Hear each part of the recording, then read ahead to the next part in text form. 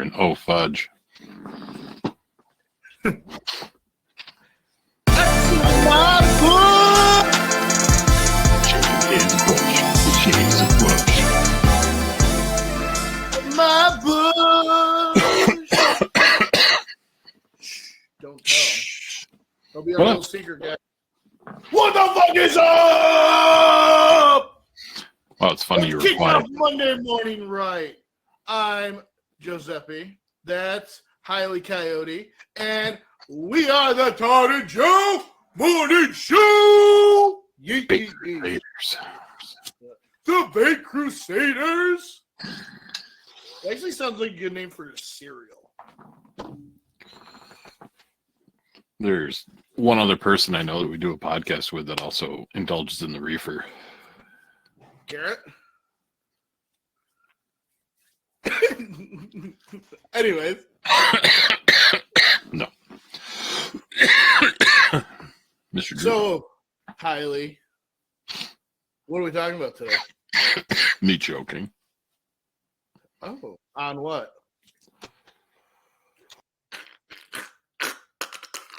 There it is.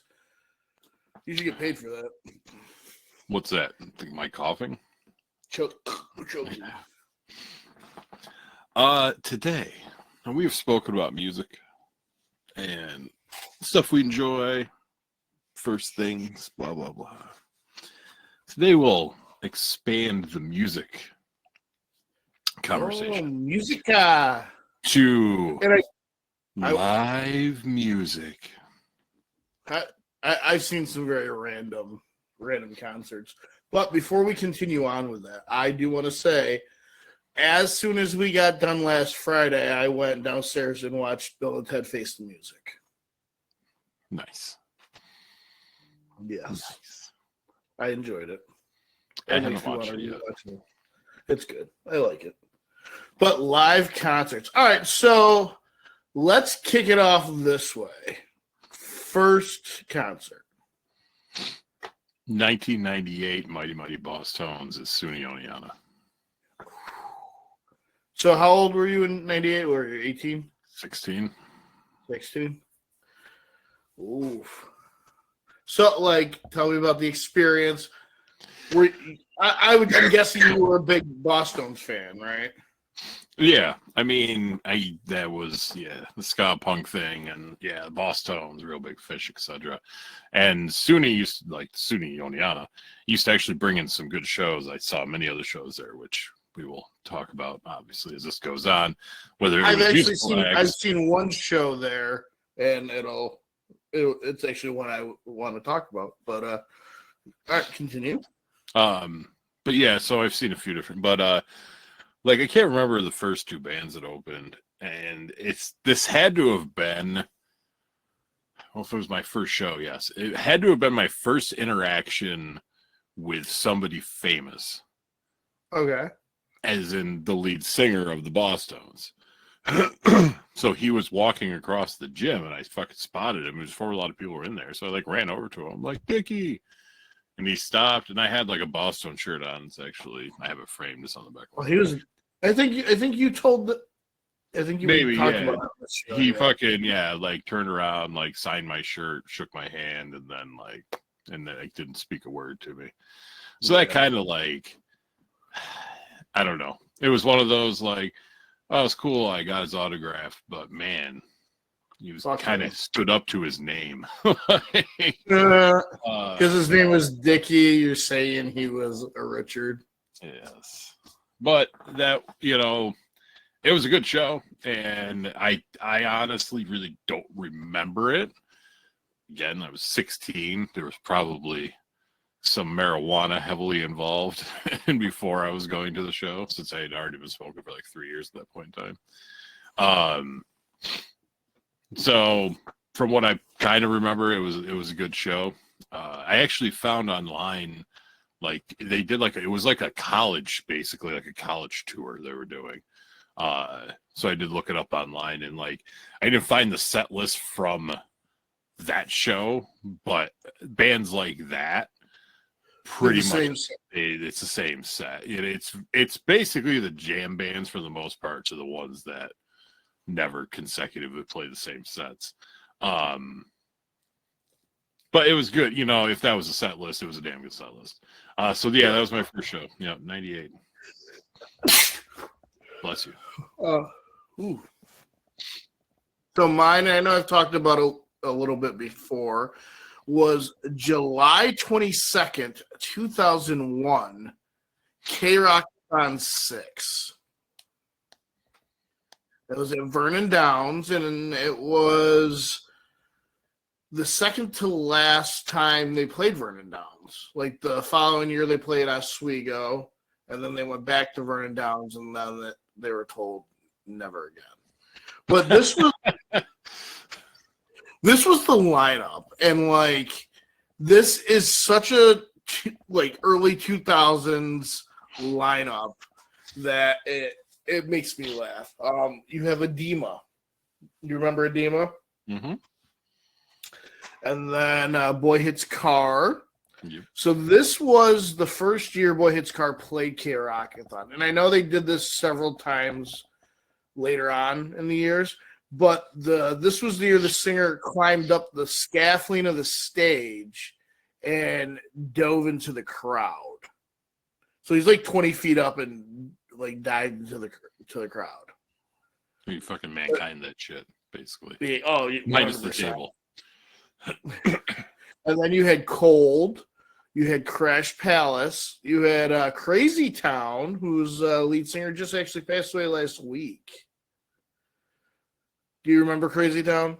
Oh yeah, yeah.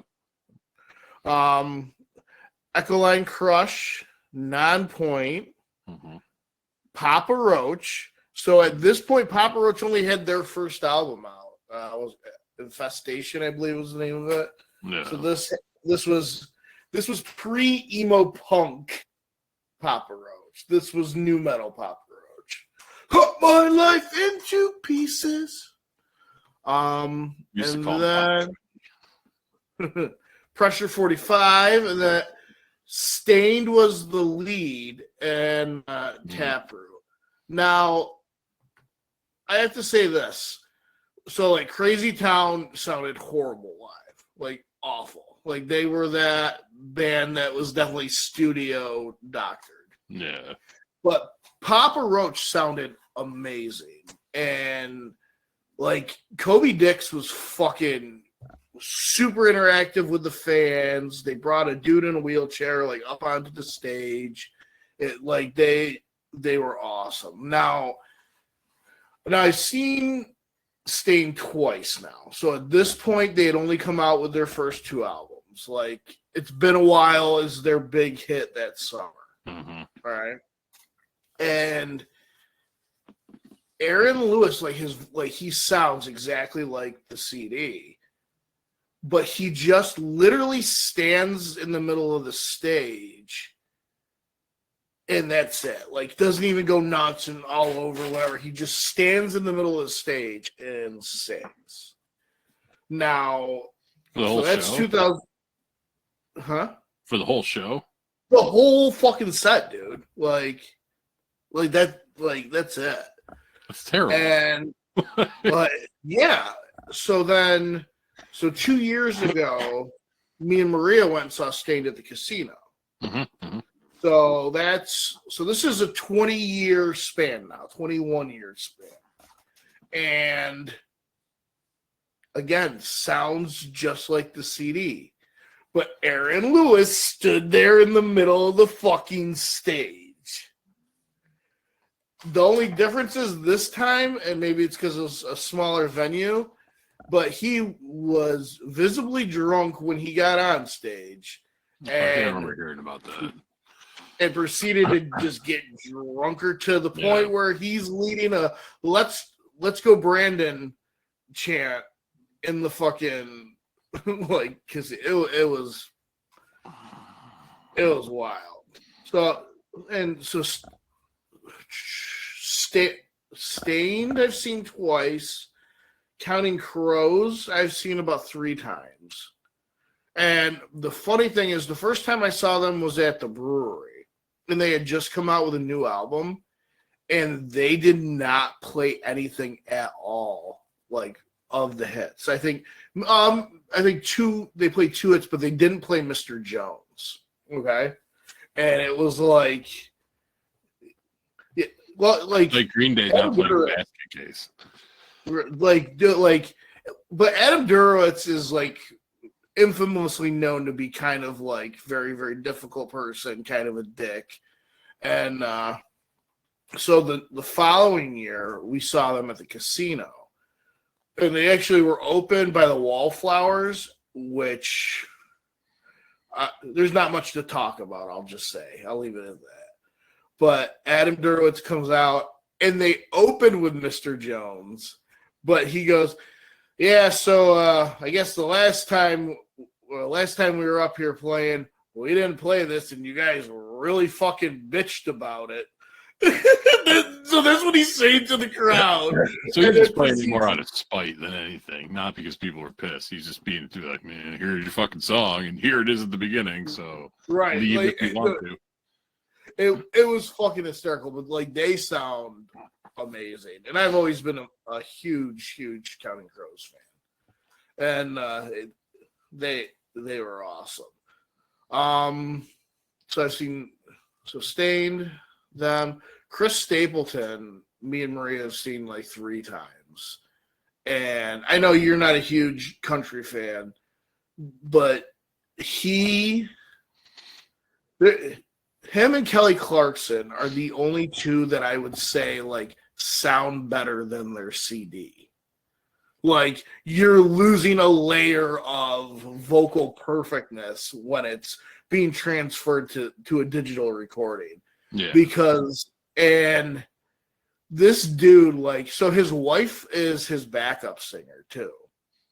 So like all like the love songs, it's just him and her just like staring into each other's eyes like that, like star-crossed, meant to be lover thing, and it is one of the most adorable things I've ever seen in a performance like that. And he's fucking gangster, dude. He's up there, big old beard, long hair, like he's awesome. And then like Kelly Clarkson, she shut that shit down, and she went for like 2 hours straight. And dude, it was wild. Like she was phenomenal. I've seen Journey twice, and Journey, it's what you would expect from going to see Journey. You know what I mean? Like it's yeah, it's and then, Journey. And Steve Miller Band I've seen twice.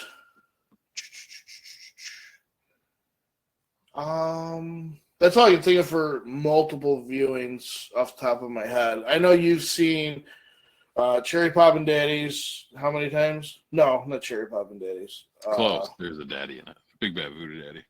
Yeah, Big Bad Voodoo Daddy. You've seen them how many times? I honestly have lost count. Like, well over probably 15 now. Like, we're going to see them again next month. We just went to see them like 2 months ago. Right.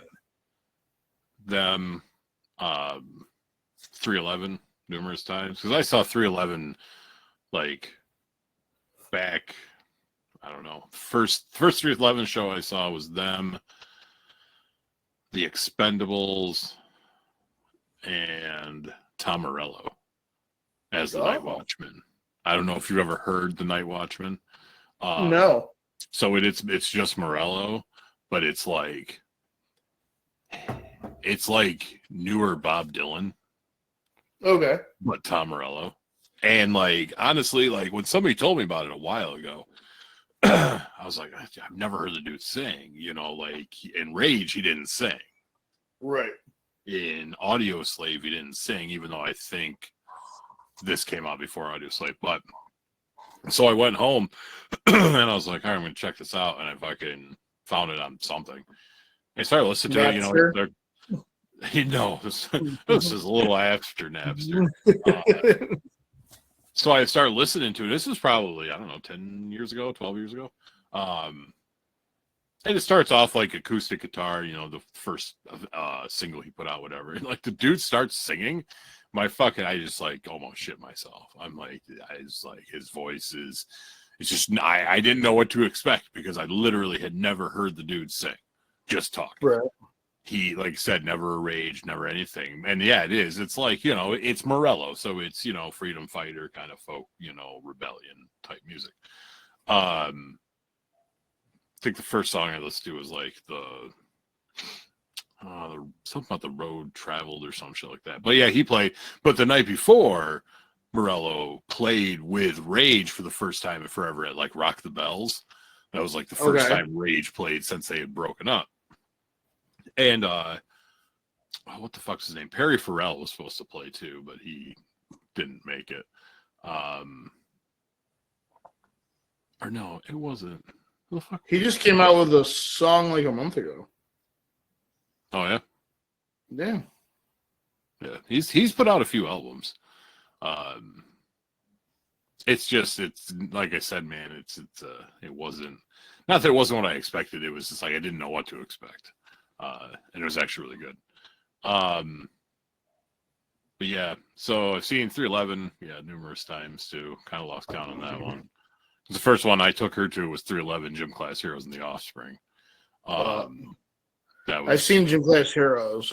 They're good, man. The Offspring was kind of one of those like I'd never seen and kind of forgotten about, and just one of those I'll probably never see the Offspring. So when it like came up, I'm like, well, yeah, I gotta fucking see the Offspring. Like, right.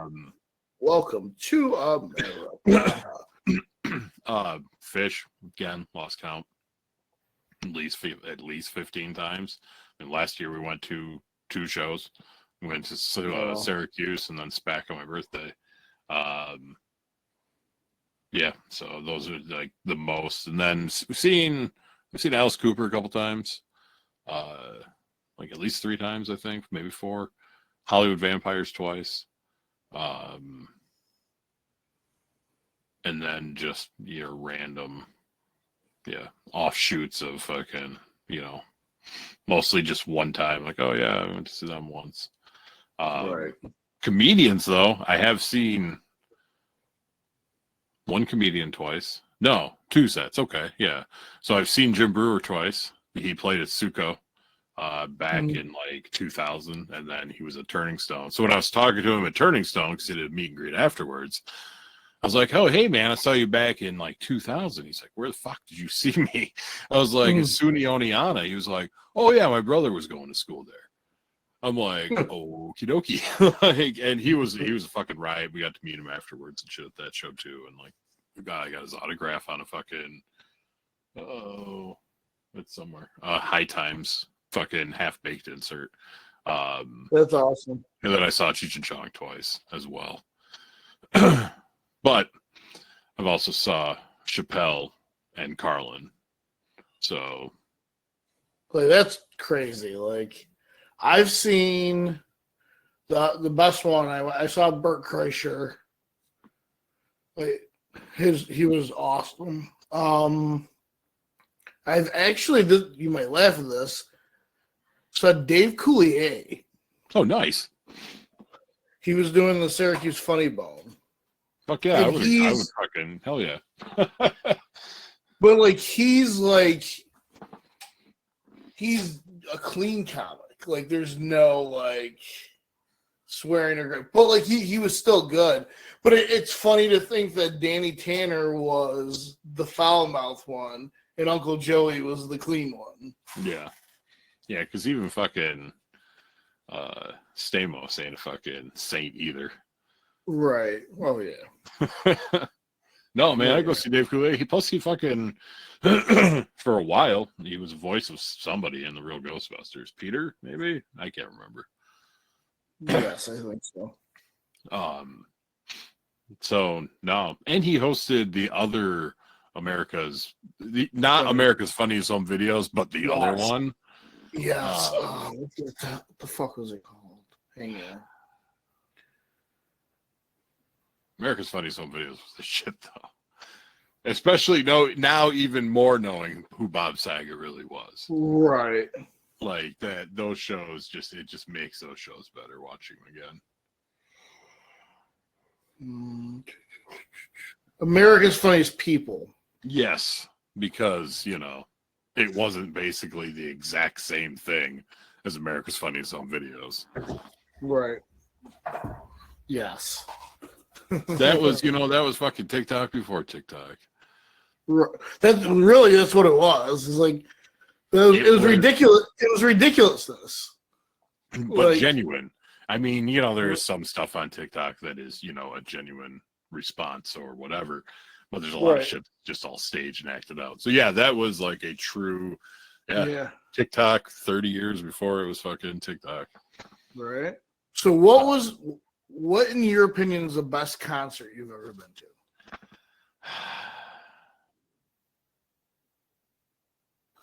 I have to say, probably the first Fish show I went to, just because it was a good show. They opened it up with like my favorite song ever. Like it was just one of those like,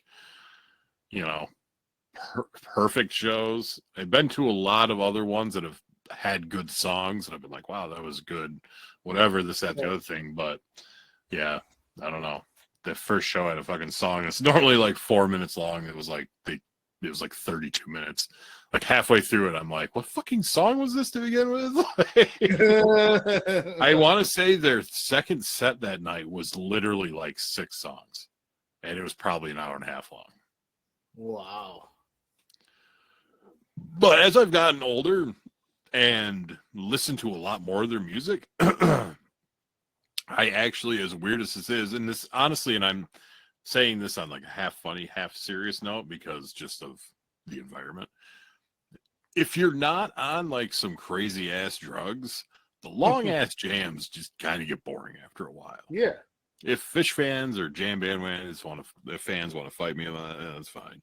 But honestly, I would rather at this point in time hear more songs in a show than hear, 6 songs throughout the show that you jammed on for like 20 minutes that after a while you're just like, all right, so what's next? That's why I do like seeing the other bands that it's just whatever. So yeah, I have to say that was probably the best show I've been to, just because of, like I said, just numerous things of all of it. But yes, I have a tie. Really, the first one was actually the one show I did see at SUNY Oneonta. It was Jack's Mannequin. Have you Jack's? I think so. I think I heard of him. Yeah.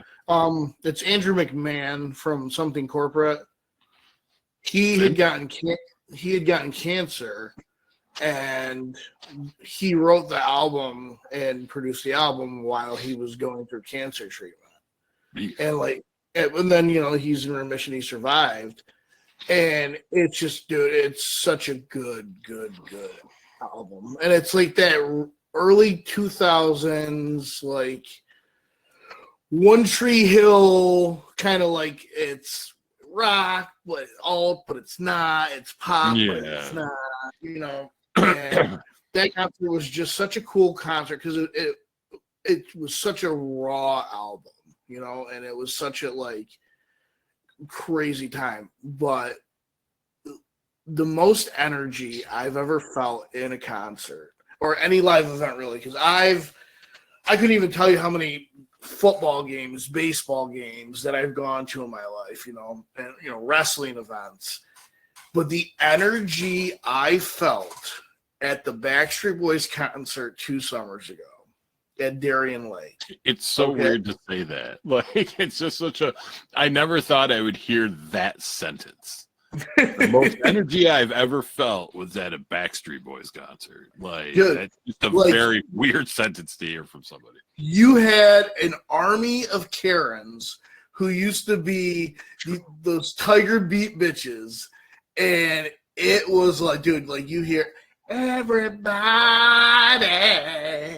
and it's like I felt I was levitating at points of this concert. Like it was almost a very spiritual experience. Like I really, really wish I was stoned during it, because I feel like I would now be living on the streets in a big parka preaching on the level of holiness the Backstreet Boys catalog of music holds the secrets to the universe and will solve the world's problems. I would be the prophet of BSB. And I can see you with like cardboard cutouts of each of their heads, like going around like your arms and shit. Like I have a painting of the Last Supper, but it's me and the Backstreet Boys like sitting there. Oh, then you just have a whole other world of problems at that point in time you're gonna have to deal with. Everybody. Holy shit, man. But like it was almost some otherworldly shit like that. But fuck, who else have I seen? So like my Woodstock experience was kind of weird because like my dad was working at, but like every night we kind of like bounced as like the main, you know what I mean? So I saw like the first night I saw like the first like 30 seconds of Korn. The second night I saw like 30 seconds of Limp Bizkit. Yeah. But it's 30 seconds like, more than each of those bands that I've seen. And but like the variety of music, like I saw like Elvis Costello there, I saw Everlast, I saw Jewel, you know. Was like, he Everlast or was he Whitey Ford? This was this was when the first Whitey Ford album came out, so you know like What It's Like was all through the radio. And every time I saw like, House of Pain. Huh? I saw House of Pain. Like that's But it wasn't Lethal. It was House of Pain and La Coca Nostra, which is pretty much House of Pain with like two other people. So it was like a combo show, which was weird. But it was Everlast and Danny Boy. I think Lethal was with Limp Bizkit. I think that's still at that point. Yeah, but I know he still is, but you know what I mean. Like no, but he does do some of those tours with them, so it could have been Lethal. But yeah, Everlast like old looking and just looks terrible. Wore sunglasses the whole time in an indoor venue. Pack it up, pack it in. Let me begin. It was a good show. I was like right next to the speaker, so I was deaf for like 3 days. So what was the worst show you've been to? Well, see that I was just about to say that. I'm trying to think. Like there's been nobody that like has disappointed me musically, I guess, except for that one Counting Crows show where they just played the new album stuff. But like it was still a good show, you know? Yeah. The worst experience, well, I've had like bad incidences happen at concerts, so it would probably like sour me from the experience. And one was, who the fuck was it? See? I think it was Shania Twain, and we had an incident with these girls. Like we had our chairs down, we had our blanket down, and one of Maria's friends were going to come meet us at our spot at the lawn, and this group of like 6 chicks just like cut in, and I'm like, hey, like we got well, they're not here now, and it like turned into like one of them like got like in Maria's face. I like stood up and went, yo, what the fuck are you doing? And like it turned it to like this whole thing. And by the time Shania came out, it was like deaded, and we were actually ended up having a decent time with these people. And then this past year when we went to Kenny Chesney, Megan Maroney opened for him. Mm-hmm.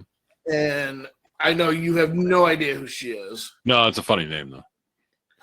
But she's like this younger, like early 20s, kind of like Carrie Underwood pop country thing. So like there's all these younger kids, like, you know, late teens, early 20s. And this one kid kept on like fucking stepping. The girls are sitting on the blanket on the ground, and these guys are like stepping on them. And me and one of Maria's sister's husband, who works with me, like we almost like got into a fist fight with these kids. And that's what's been like the bad experience for me, I guess. You know, like everything else, like I've seen like Bare Naked Ladies. I've seen Hootie and the Blowfish, and I've seen Darius by himself, and like they were all awesome shows. Like I've had a lot of good luck in the concerts I've gone to. I saw Celine Dion. Yeah. And she crushed it. Like that's we have to talk about that later, Joe. But like, it's an experience, you know what I mean? And like, let's be honest, like every time any of us hear those opening notes to that Titanic song, we are all picturing ourselves on the front of the ship. We're just it's usually just me by myself. I'm the king of the world. Yeah, it's damn, fuck the 90s. But yeah. So I actually did have one that was just like, man, this show kind of like there was a band that we went to New Hampshire to see 311, basically. Well, there was a bunch of bands play with them. The Interrupters were one of them, which are really like a really good ska band, and so they were cool to see. But they had two bands before them open, and one was like called like Bikini Trill, and they were just terrible. And then they did Scarlet Begonias, and the girl was like, "This is a cover of a cover. I hope you like," and it was just like it was just bad. Like it was just bad. So that was just a shitty band. But concert wise, like cool to see, but was not a good show. Was George Clinton and Parliament at Turning Stone. Like Parliament played by themselves for a while, and then Cracky George came out and fucking it was just terrible. Then they ended up like he must have come out so late that they went past whatever time they're supposed to. Like Turning Stone literally like turned on the house lights and shut the fucking stage off. Like this, like the show didn't like end. Like it ended because they made it end. Right. But it just like because it's first like, hey, it's George Clinton in Parliament, like listen to fucking those albums and shit. Like it's good shit, and then it's. I mean, there's still a dude fucking, like I don't know if you've ever seen their shit. They all dressed weird, It was there's a guy. 70s spaceman outfits. There's still a fucking dude wearing like a diaper. Like that was what he was wearing. That was the shit. Like was just a diaper. Like playing bass maybe. Like just wearing a diaper. Like, but so yeah, every other show I've been to has been good. Whether it be, non-music or actual shows, like they've all been good. Like I have a funny feeling we're gonna get fucked tomorrow because we're supposed to go to Bethel and see Fish. But with this fucking tropical depression coming up through. When I looked at it, it's supposed to be clear all day Saturday and Friday just rain in the morning, I think is what it said. No, all day now. In the evening is the worst.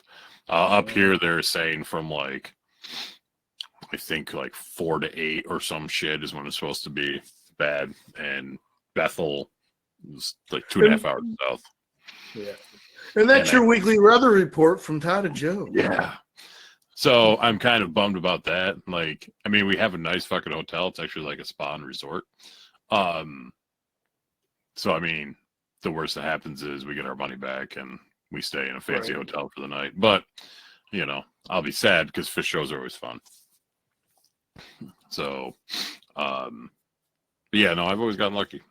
That's the thing that also pissed me off too, was like, I've always gotten lucky with outdoor shows, and never in any of the outdoor shows have I ever gone to has it rained. None. See, we went and saw King Brown last summer, and it was a mud pit, and that was at CMAC Canandaigua, and like literally people are just running and sliding like mud pit Woodstock style. Yeah, no, it was. That's why it's like one of those things too, where it's like, if they don't cancel it, if it's just like shitty out, do I even want to like go? Will I be more miserable because it's shitty out than be able to enjoy the show? And I have ticket insurance, so I could probably get my money back anyway. But yeah, so that was, like I said, the worst for me, which sucked, man. Because again, it was like being stoner and growing up, you know, listening to some P-Funk. You're like, yeah, Right. off the sucker. And then you realize that George Clinton's a fucking crackhead, and you're like, oh, Right. cracky. All All right. So, what group do you wish you could have seen that may not exist for one reason or another? right. So, Lincoln Park. Honestly, it's a toss-up for me between Nirvana and Bob Marley. Very opposite ends of the spectrum, but two bands, whatever, that were real Yeah. in my life. Is there any show, like, is there a specific concert or band or whatever that you're like, I need to see this before they break up, before I die, you know, whatever? Like, is there... I would say like Limp Bizkit, like, and it kind of sucks I wasn't able to go see him a couple weeks ago because, you know, something that had happened, and like that, it kind of sucked that I wasn't able to see him. Like, I would love to see them. Eminem,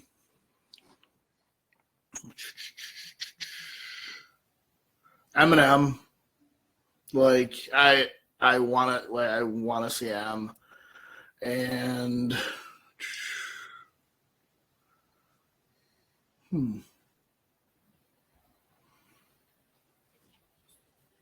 I was super glad I was able to see Toby Keith before he passed away.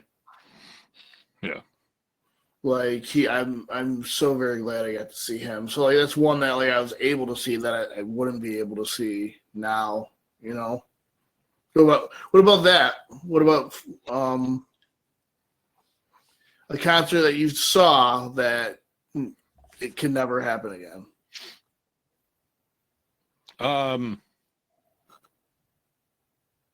Well, I mean, Carlin, not Right. a concert per se, but performance. Yeah.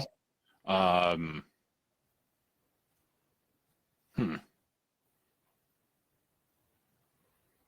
don't know, to be honest with you. I think I got to see Bill Paxton before he passed away at a Comic-Con. He was doing a panel for some comic he was producing. Say, like, you know, I've met Mick Foley. I'm glad I got to meet Mick Foley, give him a hug. Jay and Silent Bob, Kevin Smith and Jay Muse, I got to give them hugs and got to meet them. I've seen Kevin. I've seen like one of his tours once, and then I've seen his panels of his at Comic-Con twice. yeah, I'm starting to realize that going to Comic-Con is going to cost me a lot of money. Yeah, like I've done New York twice, and it was awesome both times. I want to do San Diego before. I want to do that at one point. This year would have been a great year to go with the whole RDJ reveal. Yeah. Yeah, I guess like I'm super glad I got to see Bert Kreischer. You know, like that's something that meant a lot. Now I know like you're not really into sports. Like, I'm super glad I got to go to Dolphin Stadium. You know, like I want to go to the Braves Stadium. You know, like, and we actually with the Braves, Maria got me this like wooden like bulletin board thing, and it's a map of the United States, and it has these little divots dug in for where every stadium is for all the baseball teams. So our goal is to see the Braves play in every stadium in the country.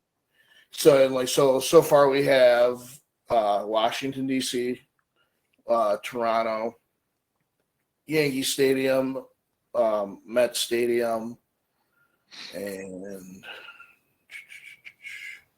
there might be one more. Yeah, so like we're slowly taking it off. Like that's fun. But I have to go start dinner. I have to feed the dog probably. Okay. Did you actually? I'll talk about it off recording. But all right. So Mondays, you kick your week off with moi, my man Todd, triple tizzle right thizzle. Yeah, Coyote. Tuesdays, Wrestle Fandom Radio. I don't know when Drew's coming back. Todd still. I think next Did you vote in Tuesday. the poll yet? I did not. I'm still trying to decide which one. I can't read the old first option. Just something about getting pegged with a zombie, something. I don't know. It said, I'd rather get pegged with a zombie-fied rotting Bill Cosby's cock, I believe is what I wrote. Well, in that case, interesting. Yeah. Wednesdays, you have Movie Masterpiece Theater. And then I'm trying to get a Stepping Stones together. Hopefully I have one out in the next month. And I have an idea for one. I'm finalizing when I'm going to be able to start it. But I think there's going to be a Marvel rewatch pod I'm going to do, possibly. Nice. But like, share, subscribe, tell your friends, tell your mom. Subscribe Don't to tell our kids. OnlyFans. Yeah, it's triple T's toes, knees, elbows. I'm losing money. Please help. I know I can't keep paying him, guys. I can't. Yeah, if I feel bad, he shouldn't. It should be free. Right. He's my friend. All right, guys. See you next week.